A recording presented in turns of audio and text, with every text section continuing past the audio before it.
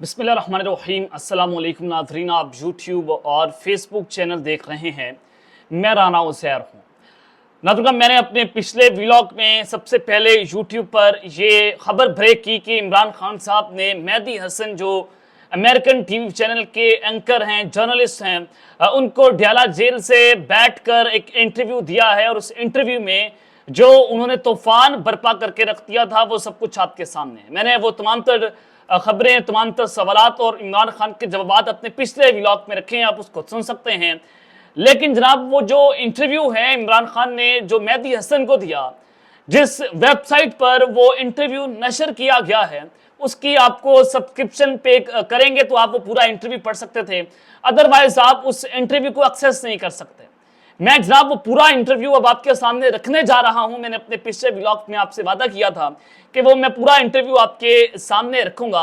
अब नया तूफान जनाब खड़ा हुआ है। इमरान खान के इंटरव्यू का वो हिस्सा जो अभी तक किसी को मालूम नहीं था, आज पहली बार आप हमारे इस प्लेटफॉर्म से देखने जा रहे हैं। तमाम तर डिटेल्स, वो तमाम मुकम्मल इंटरव्यू मैं आपके सामने रखूंगा। उसका हमने मुकम्मल तौर पर पोस्टमार्टम भी करना है। और फिर दूसरी जानिब मलिक रियाज ने आज जनाब बाकायदा तौर पर मुक्तदरा के खिलाफ, इस्टेब्लिशमेंट के खिलाफ, मिलिट्री इस्टेब्लिशमेंट के खिलाफ तबले जंग बजा कर रखती है। बहुत बड़ी चोट मारी है। मलिक रियाज से किस तरह से अब वो दोबारा से मंजराम पर आने जा रहे हैं, मलिक रियाज का प्लान भी इस वक्त मंजराम पर आया है, वो क्या करने जा रहे हैं, तमाम तर डिटेल्स आपके सामने आज के इस व्लॉग में मैं रखने जा रहा हूं। और फिर मियां शहबाज शरीफ पाकिस्तान के वजीर आजम जैसे भी बने हैं, चले वजीर आजम तो हैं, ये तो आपको जनाब मानना पड़ेगा। जनाब आज वो गेट नंबर 4 के सामने लेट चुके हैं, लंबा लेट गए हैं और वो बड़ी भोंडी किस्म की हरकतें कर रहे हैं। शहबाज शरीफ साहब वहां पर क्या करते पकड़े गए हैं, ये तमाम तो डिटेल्स आपके सामने आज के इस व्लॉग में रखूंगा। लेकिन अगर आपने चैनल को सब्सक्राइब नहीं किया, चैनल को सब्सक्राइब कर लें, बेल आइकन को दबा दें। आने वाली तमाम तरह अपडेट्स आपकी खिदमत में बर वक्त पेश होती रहें। नाज़रीन, इमरान खान साहब के खिलाफ आज खैबर मानिका ने जिस गलाजत भरी जुबान का इस्तेमाल किया जज शाहरुख अर्जुमंद के सामने, वो जज साहब जो हैं उनकी मैं तरबियत को सलाम पेश करता हूं कि उनके सामने एक औरत तुगारी दी जा रही थी, उनके सामने घटिया तरीन अल्फाज इस्तेमाल किए जा रहे थे, जज साहब जो हैं वो बैठे सुन रहे थे।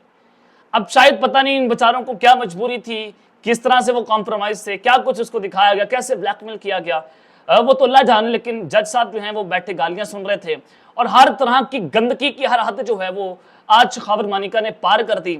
लेकिन फिर जनाब एक वकील साहब ने उनकी धुलाई भी कर दी। इस हवाले से रऊफ हसन साहब ने आज मीडिया से गुफ्तगू की और उन्होंने जनाब कहा कि इद्दत साइफर मुकदमात खत्म, तोशा खाना मुअत्तल और अलकादिर में जमानत हो चुकी है। अब इमरान खान को बाहर आ जाना चाहिए था। खौफ है कि मजीद मुकदमात कायम किए जाएंगे। इंसाफ और कत्ल होते रियासत को कमजोर होते हुए देख रहे हैं। बार हाँ, मुल्क की तरक्की में रुकावट इस्टेब्लिशमेंट की सियासत में मुदाखलत है। जनाब ये बड़ी इंपॉर्टेंट उन्होंने बात की है। इमरान खान की शक्ल ये बर्दाश्त नहीं कर सकते। सुप्रीम कोर्ट से एक तस्वीर इमरान खान के सामने आई थी, उसके ऊपर जनाब पुलिस को, इदारों को उस तहकीकात पर लगा दिया था कि वो तस्वीर जो है वो कैसे लीक हुई है, किसने लीक की है। फिर जनाब सुप्रीम कोर्ट ने पाबंदी आयद कर दी कि आप मोबाइल फोन लेकर नहीं जा सकते। ये निज़ाम इमरान खान की एक शक्ल बर्दाश्त नहीं कर सकता, उसको बाहर कैसे आने देगा। और फिर जनाब उन्होंने कहा कि जज साहब ने आज फैसला सुनाने की बजाय हाई कोर्ट को खत लिखा है कि ये केस किसी और जज को भेजा जाए। न जाने उस जज को क्या धमकियां दी गई कि इस केस का फैसला ना सुनाएं, कैसे दूसरे जज को देखकर ताखिरी हरबे इस्तेमाल किए जाएंगे और ताकि खान साहब और बुशरा अभी भी रिहा ना हो और उस वक्त तक जब नए मुकदमात बना ना लिए जाएं। अब ये एक बड़ी खतरनाक खबर है।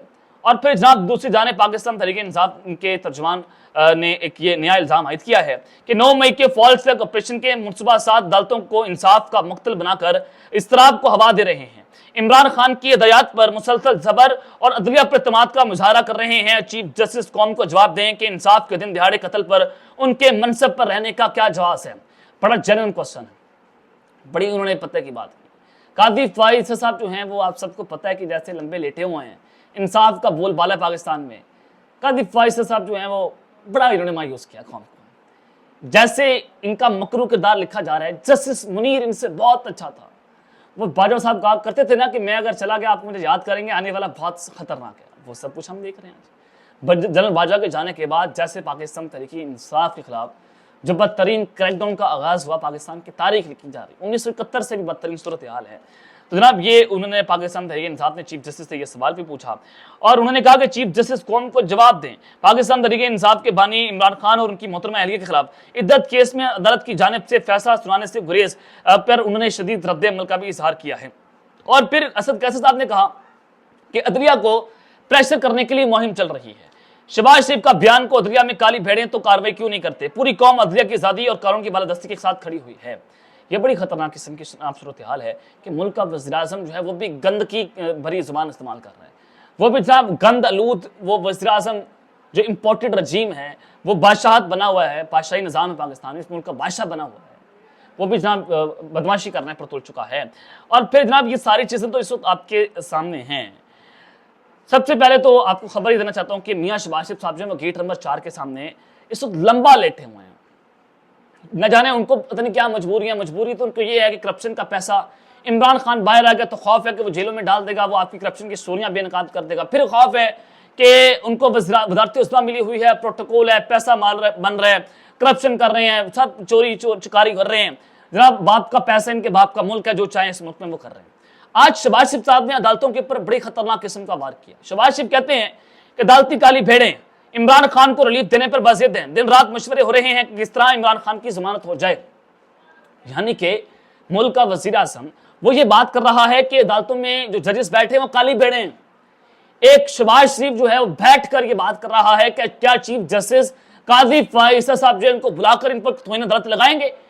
काली भेड़ बाकी बैठी हुई है, वो जज दिलावर बैठा हुआ है, आज जज शाहरुख अर्जुमंद बैठा हुआ है, चीफ जस्टिस काजी फैसल साहब काली भेड़ है इस अदालत की, जस्टिस आमिर फारूक साहब काली भेड़ हैं जिन्होंने दिन दिहाड़े इंसाफ का कत्लेआम किया, जिन्होंने दिन दिहाड़े नवाज शरीफ साहब जो चोर चक्का डाकू इस मुल्क का कौमी मुजरिम और फिर जो इश्तिहारी था, मफरूर था, अदालतों में भागा हुआ था, भगोड़ा था, जनाब उसको रिलीफ दिया गया। इसी अदालतों ने रिलीफ दिया। इसी चीफ जस्टिस काजी फैसल साहब ने पाकिस्तान तहरीक इंसाफ से बल्ले का निशान वापस लेकर नवाज शरीफ साहब को अहल करार देकर जनाब उनके लिए एक पूरी लेवल प्लेइंग फील्ड उनको दी। जनाब ये काली भेड़ है जो मैं आपके सामने रख रहा हूँ। आमिर फारूक साहब ने इस्लामाबाद की अदालत से जो इनको रिलीफ दिया नवाज शरीफ साहब को, वो काली भेड़। अब जनाब बैरिस्टर अकील हैं, ये तर्जमान भी हैं और फिर ये कोई जनाब कोई कानूनी माहिर भी हैं और फिर ये अपनी हुकूमत की जो है वो कानूनी टीम के जो हैं वो मशीर हैं। तो जनाब ये कहते हैं कि army chief general Syed Asim Mir के होते हुए कोई पाकिस्तान को तोड़ नहीं सकता। अब वो बना लिया इन्होंने जनाब। और आर्मी चीफ साहब जो हैं, अब आप पाकिस्तान के जनाब आइन और कानून की बात करते हैं, वज़ीर-ए-आज़म जो है वो इस मुल्क की चीफ एग्जीक्यूटिव है, उसके बाद वज़ारत दिफा, वज़ीर दिफा और फिर सेक्रेटरी दिफा और फिर आर्मी चीफ का ओहदा आता है। एक ब्रेड के नीचे आर्मी चीफ साहब आ रहे हैं। शहबाज शरीफ साहब इस मुल्क के चीफ एग्जीक्यूटिव है और ये इतने बूट पॉलिश कर रहे हैं, गेट नंबर 4 की इतनी जनाब ये ताबेदारी कर रहे हैं, उनकी पूजा कर रहे हैं कि बार बार ये बात होती है कि अगर SIFC में कोई जनाब जो इन्वेस्टमेंट आ रही है वो आर्मी चीफ साहब ला रहे हैं। मुल्क को तोड़ने की साजिश को नाकाम बनानी है तो आर्मी चीफ साहब ने करना है। इनको वॉशरूम लेकर जाना तो आर्मी चीफ साहब लेकर जाएंगे। शायद आर्मी चीफ साहब को बदनाम करने की साजिश ये लोग कर रहे हैं। मैं आपको बता रहा हूँ, बार बार उनका नाम लेकर उनको सियासत के अंदर इन्वॉल्व करके उनको बदनाम करने की साजिश तो पाकिस्तान मुस्लिम निवास वाले कर रहे हैं। वो पॉलिटिक्स करते हैं, वो जनाब हुकूमत के अंदर बैठे हुए हैं। इमरान खान जो है वो तो सीधी साधी बात करता है कि कानून की अमलदारी हो, कानून और आइन हो। पाकिस्तान में जो आपने आइन को मुअत्तल कर दिया उसकी बहाली हो। खान साहब बात बेसिकली कर ये रहे हैं, लेकिन समझने वाले ये समझते हैं कि इमरान खान जो है वो गद्दार है। गद्दार नहीं है, उनके लिए गद्दार है, उनको पता है इमरान खान वापस आएगा, इनकी मंजी ठोक देगा। इस वजह से जनाब ये डरे हुए हैं। और फिर दूसरी जानिब मलिक रियाज साहब के हवाले से खबर देना चाहता हूँ कि मलिक रियाज साहब ने सियासत में खुदम मचा कर रखा हुआ है। पहले उनका बयान आया कि ओवर माय डेड बॉडी, फिर उन्होंने कहा कि मैं जुल्म के सामने नहीं झुकूंगा। उन्होंने इमरान खान के खिलाफ वादा माफ गवा बनने से इनकार कर दिया, फिर रियासत ने उस पर रद्द-ए-अमल दिया और फिर जनाब उनके ऑफिस के ऊपर जो है वो छापा मारा गया। मैंने आपको पहले बताया था कि परिंदों को, उड़ते परिंदों को जो है वो ज़ल्ज़लों का पहले से इल्म होता है कि इस वजह से वो जनाब जो है वो आर्मी चीफ के खिलाफ डायरेक्ट वो बात कर रहे हैं, वो बोल रहे हैं, इस तरह की जनाब सारी बातें हैं। तो अब खबर ये है कि मलिक रियाज साहब ने प्लान बी लॉन्च करने का फैसला कर लिया है। प्लान बी ये है कि वो मुल्क के पाकिस्तान की तारीख के सबसे बड़ी डिजिटल चैनल वो खोलने जा रहे हैं सोशल मीडिया का। जैसे ये जो इलेक्ट्रॉनिक मीडिया के चैनल्स होते हैं उस तर्ज पर वो सोशल मीडिया पर एक बहुत बड़ा चैनल जो है वो ओपन करने जा रहे हैं हुकूमत के खिलाफ और इस्टेब्लिशमेंट के खिलाफ, जिसमें उन तमाम लोगों को नंगा करेंगे। क्योंकि उनकी एक ऑडियो लीक हुई है, उन्होंने कहा कि मैं वो तमाम रिकॉर्ड लीक कर दूंगा जिससे पाकिस्तान की सियासत में बड़े बड़े ज़लज़ले आ जाएंगे। अब जनाब ये जो जिनका माई बाप था जिन मीडिया चैनल्स का, मलिक रियाज, जो पाकिस्तान की तारीख में सबसे लंबे एड्स इन्होंने टीवी चैनल्स को दिए, करोड़ों रुपए के इश्तिहार दिया करते थे और इस वजह से टीवी चैनल्स मलिक रियाज के खिलाफ किसी भी किस्म की कोई खबर नहीं दे सकते थे। आज चूंकि मलिक रियाज सिस्टम के खिलाफ खड़ा हो चुका है तो सिस्टम ने अब उनको रगड़ने का फैसला किया। अब मलिक रियाज ने बाहर बैठ कर सोशल मीडिया का चैनल बनाने का ऐलान कर दिया है और वो अब इनकी मंजी ठोक के रख देगा और बड़ी खतरनाक किस्म की लड़ाई है, उन्हें तबले जंग बजा कर रख दिया है।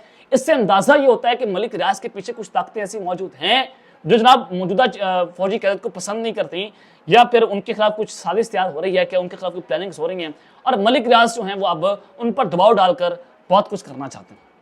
इसके पीछे आपने गेम समझनी है कि मलिक रियाज साहब क्या करने चाह रहे हैं। उनको पता है, मैं आपको बार बार कहता हूं कि उड़ते परिंदों को जलजलों का पहले से इल्म होता है, तो उनको पता है कि उन्होंने आईएमई में तमाद नहीं कर दिया, वो आईएमई सिस्टम के खिलाफ जाकर खड़े नहीं होंगे। वो पहले सिस्टम के साथ बहुत बड़े बेनिफिशियरी थे, वो सिस्टम को फायदा भी पहुंचाते थे, सिस्टम उनसे फायदा भी लेता था और तमाम रिटायर्ड फौजी अफसरान उनके पास जाकर नौकरियां करते थे। अब ऐसा क्या हुआ कि मलिक रियाज साहब जो है वो खड़े हो गए, कुछ ना कुछ दाल में तो कुछ काला है, कुछ ना कुछ उनको रिपोर्ट्स मिल रही है कि ऐसा करो तो ऐसा हो जाएगा। अब जनाब मामला ये है, दूसरी जाने इमरान खान का इंटरव्यू का वो हिस्सा जो है वो इस वक्त सामने आ चुका है, जो इस वक्त किसी को जनाब वो पूरी कौम देखना चाह रही थी और चूंकि वो पेड था, वो कौम देख नहीं सकते थे, पढ़ नहीं सकते थे, पैसे देकर आप उसको सुन सकते थे या देख सकते थे, तो लिहाजा मैं आपके सामने वो तमाम तर वर्जन रखने जा रहा हूँ जो अभी तक नशर नहीं हुआ और अब असल तूफान जो है वो जनाब खड़ा हुआ है। नाज़रीन, मेहदी हसन ने इमरान खान से सवाल ये पूछा, 2 सवाल मैं आपको अपने पिछले व्लॉग में बता चुका हूँ, अब बाकी के सवाल मैं आपको इस व्लॉग में बता रहा हूँ। क्या आप अभी भी समझते हैं कि बाइडेन एडमिनिस्ट्रेशन जो है वह आपकी हुकूमत को गिराने में मुलविस है, जिसपे उन्होंने कहा कि जनरल बाजवा साहब ने सिंगल हैंडेडली ये स्टोरीज अमेरिका को बताना शुरू कर दी कि वो इमरान खान जो हैं वो एंटी अमेरिका है और वो आपके साथ अच्छे ताल्लुकात बरकरार रखने के लिए इंटरेस्ट नहीं रखता। और ये नैरेटिव भी बनाया गया कि इमरान खान ने जो रशिया का दौरा किया था वो यूनिलैटरली किया था, वो अपने तौर पर उन्होंने किया था, तो लिहाजा इमरान खान जो है वो आपके खिलाफ है और इनकी हुकूमत का तख्ता उल्टा जाए। तो यूं इमरान खान साहब कहते हैं कि जनरल बाजवा ने अमेरिका के साथ मिलकर मेरी हुकूमत का तख्ता उल्टा था।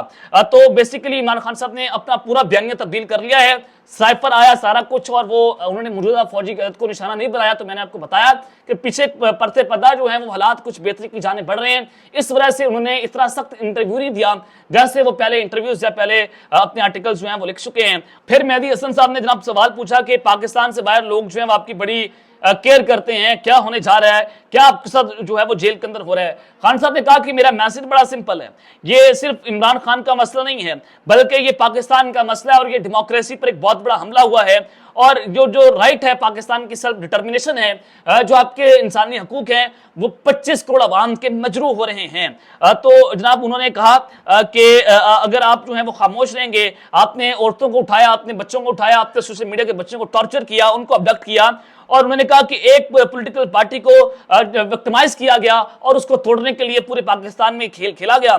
और उन्होंने कहा कि रिसेंटली मेरे इंफॉर्मेशन सेक्रेटरी पर एक हमला किया और ब्लेड से उन पर चाकू मारे गए और वही जनाब उन्होंने रऊफ हसन साहब की जो है वो बात की है। तो लिहाजा पाकिस्तान में जो ट्विटर है उसको भी ब्लॉक कर दिया गया है और टीवी चैनल्स के ऊपर मेरा नाम लेने पर पाबंदी है कि इमरान खान साहब जो है वो टीवी चैनल के ऊपर अपीयर भी नहीं हो सकते। Even party in the country describe this election as a worst in our history. उन्होंने कहा कि हर पाकिस्तान की हर पार्टी जो है वो ये बात कर रही है कि पाकिस्तान की तारीख का सबसे ये बदतरीन इलेक्शन है। तो इलेक्शन जो है वो बेसिकली होता ही है कि मुल्क भर में अवाम का जो इत्मीनान है उसको गेन किया जाए, पॉलिटिकल स्टेबिलिटी लाई जाए, इकोनॉमिक स्टेबिलिटी लाई जाए, लेकिन इस जो इलेक्शन है उसने पाकिस्तान में अनसर्टेनिटी पैदा कर दी है। फिर खान साहब से पूछा गया कि आपको सबसे बड़ा रिग्रेट क्या है। खान साहब ने कहा कि जनाब सबसे बड़ा रिग्रेट यह है कि उन्होंने जनरल बाजवा साहब के ऊपर जो है इत्मीनान किया था। इमरान खान साहब ने इस मौजूदा फौजी क़यादत को निशाना इस वक्त नहीं बनाया, तो इट मीन्स के कुछ ना कुछ जो है वो पसे पर्दा हो रहा है और ये अच्छी बात है, ये ऐसा होना चाहिए कि मुल्क की खातिर आपको बैठना चाहिए। अब तक रहते हैं अपना ख्याल रखिए और संगा बेनज़मी ख्याल रखें। अल्लाह ने के बाद पाकिस्तान जिंदाबाद।